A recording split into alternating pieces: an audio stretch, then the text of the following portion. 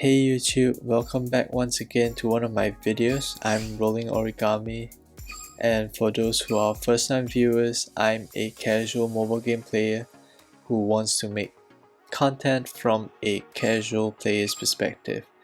So I kinda had a few requests from people who wanted to see my collection, and I guess it's only fair for you guys to see what I'm working with. I'm only gonna show you guys my triple rares because I tried filming this once with the doubles and triples and it just took way too long. I really want to keep my videos short so that you guys can, not sit through as much dull content as possible. So I'm gonna start off in this order, like the order the list is in, and let's just dive right into it. So firstly, we have 2 King of Night Alfreds and 2 Soul Saver Dragons. Both really good cards in set 1, but they really dropped off since then. I guess you still play one Alfred in like maybe MLB so that you can get his call off, but not so much anymore. Then we have 4 Gunslot and 1 SP Gunslot, which is really crucial in MLB decks. I crafted 2 of them, I think, which is kind of a waste because I pulled the SP version afterwards. Really good card to be able to search out a Blaster Blade, which is a key MLB component, and also because this game grade 3s are triggers, you want to set this card as your heal trigger so that if you draw it, you are able to like put it back into your deck by searching the Blaster Blade. And then one of this Fang of Light Garmor, which I really liked for a while, but I never really played it because it didn't really fit anywhere. And of course 4 MLBs, which is, one of the most dominant decks for this game until it got nerfed a while back. So I think it shouldn't be as dominant anymore, but you need some time to figure out. Next we move on to OTT, and fun fact, in set 1 I was actually an OTT main because like I said, I was a casual player, right? So I had to work with what I had, which was like a few Toms and a few CEOs, and that was like the best I could do with the clan amongst all the clans in fact. So first off we have Tom, which is a really important card. Essentially when he attacks you, your opponent can't use perfect guards, and perfect guards are like your only defense, right? So he's a really good finisher. We have CEO, which kind of lets you filter your top card to see what you want to leave. You can leave triggers on top, and if it's not a trigger you can put it below your deck. And 2 of CEO from the ranked season.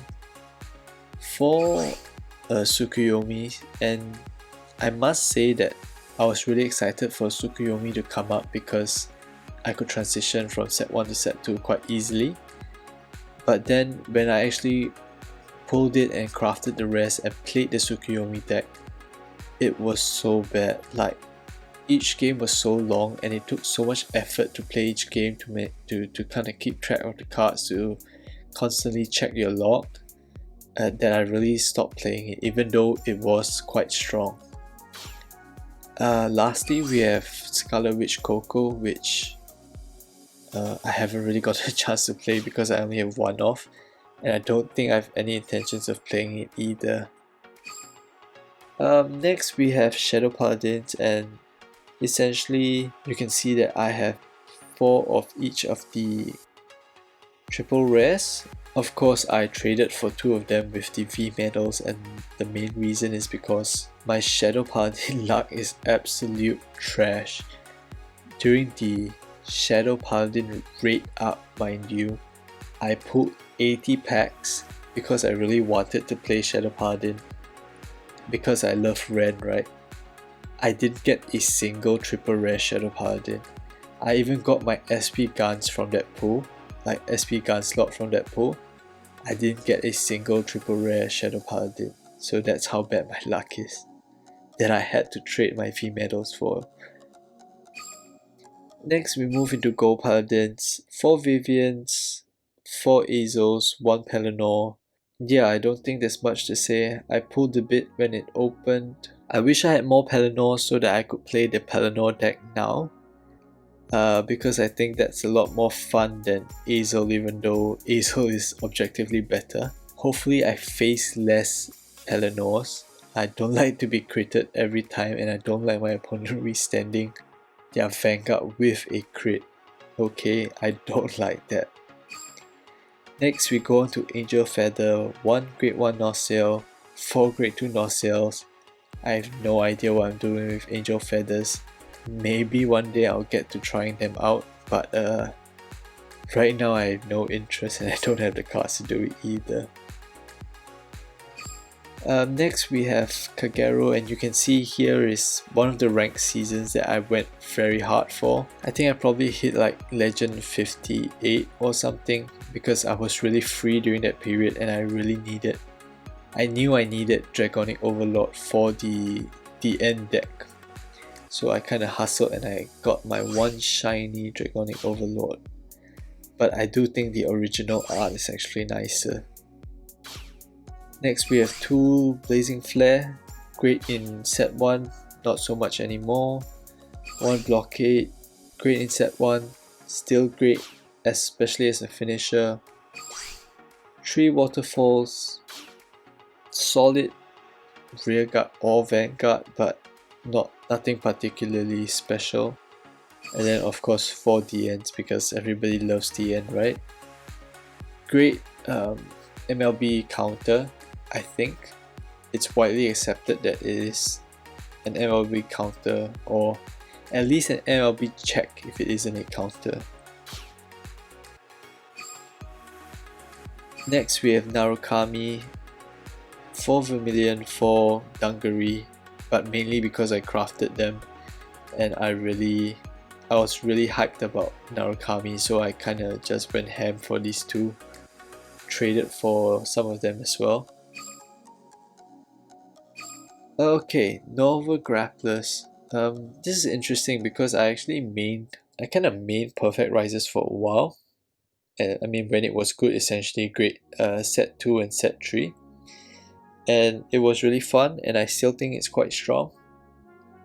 We have 2 Brutal Jacks. It's quite sad that they renamed it. The original name was Genocide Jack, which kinda had a better ring to it, but I guess they need to censor it. Brutal Jack is fine. Counter Blast 1, but you know, having an 11k intercept is really quite clutch sometimes, because if it just so happens that your opponents doesn't really have many boosts and their front row can't actually pass that intercept, you essentially save yourself from 3 damage from just having Jack on the board. I know it seldom happens, but it does happen because I've seen it before.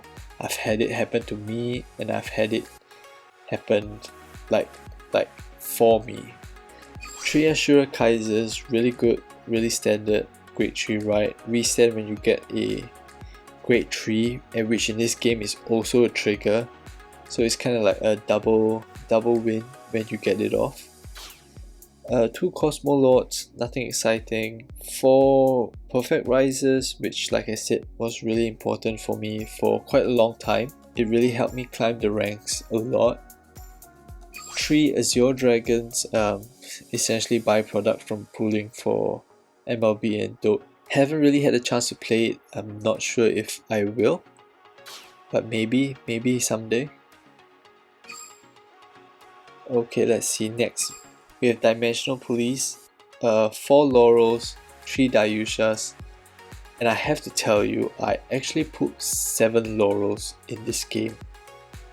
So I only have 4, but I put 7 and they were all converted to materials. So Dimensional Police wasn't really a great deck, but it was like tier 2 during the period of Perfect Riser, and I really just played it because I was so bored and I needed more diversity. And I think that's really one of the things that happens in this particular game, because you really do get bored when you keep playing ranked, especially because people want to play the meta decks to win, and usually they are the same. And Vanguard's a game that, unfortunately or fortunately, most games kind of wind up to be very similar. Like, you tend to have the same vanguards at grade 3, the same rear guards, the same ways you want to attack, and then at some point you're just like a machine playing on auto, trying to get triggers, and that's it, instead of like a more dynamic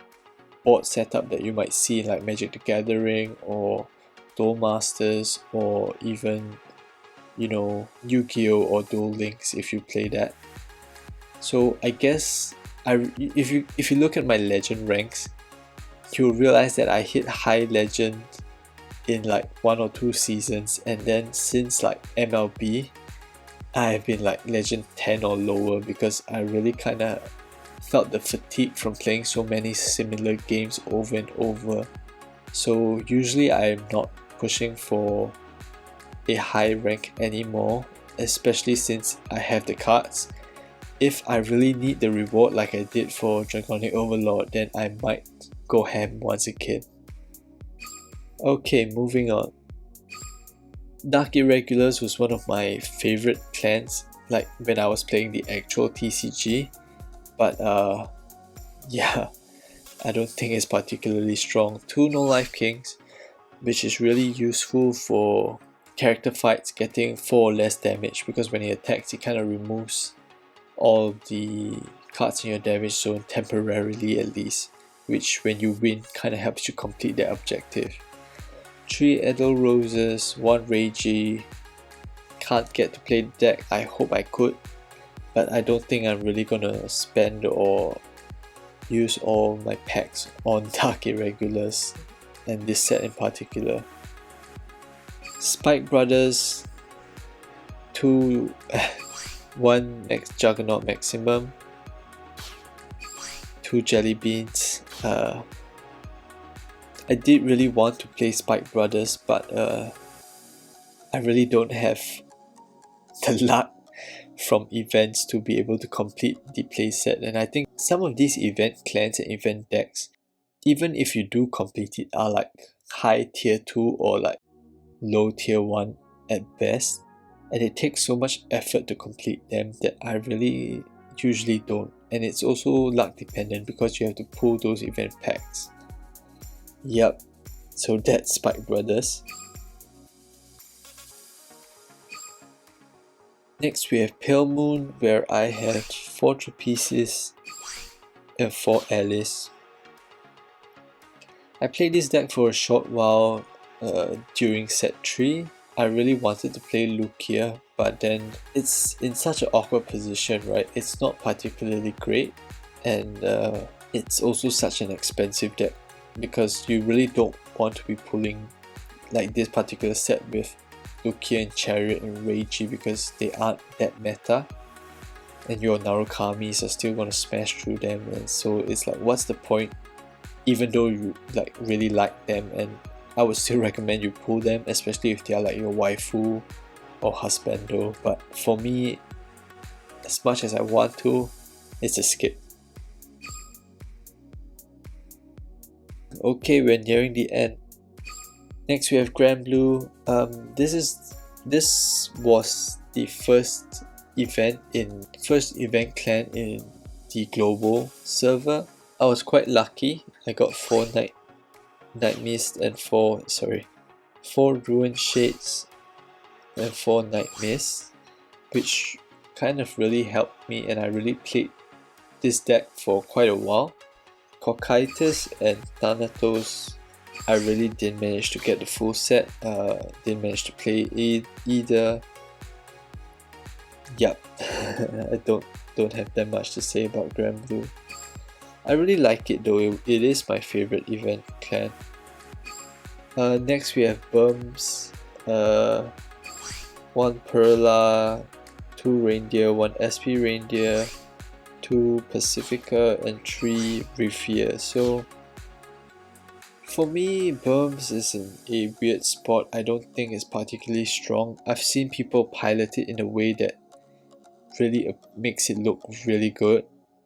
I don't think it is, and it also doesn't fit my playstyle, because it's like a mishmash between resource control, resource advantage, and then also getting more attack. So I'm really not good. I know people who can pilot the deck really well, but personally I can't, so I really didn't bother. Next we have Great Nature, 4 Leopards and 1 Nox. I wish...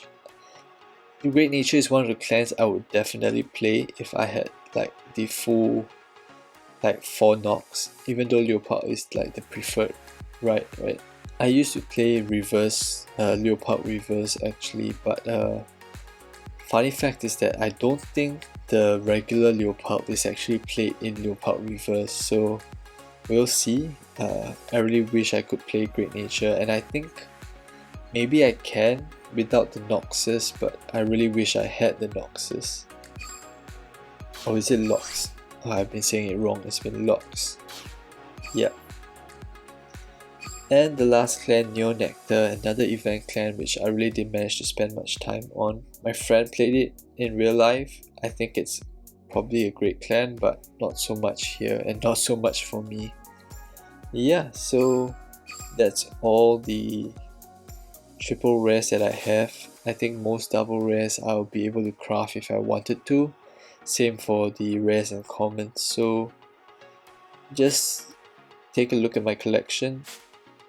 I think it should be slightly bigger than most of you F2P players because I really grinded the game quite hard at the start and really saved my resources and used it very efficiently at the start of the game, but then not so much now. So that's what you can see. I have no gems, no packs, and I don't have all the cards, especially for Gold Paladins, the newer clans, essentially Angel Feather, and also like Reiji and Lukia, which I won't be pulling. So take a look, let me know what you think of my collection. You know, maybe suggest some decks that I could try out with what I have. Some decks you'd like to see, doesn't need to be competitive, but you know, maybe just some fun we could try. Yeah, so that's the end of this video. I'm not sure if you guys noticed, but I actually have a new mic. The mic that I ordered is finally in. So hopefully I sound a bit better for this video. Let me know if I do sound better. Let me know in the comments below. That's the end of this video.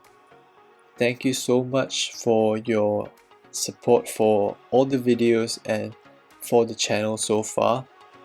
You know, feel free to leave some comments, interact with me, let me know what you think. Please help me like, share, and subscribe. Hit that notification bell. It really helps me out so much. Thank you, stay safe, and bye bye.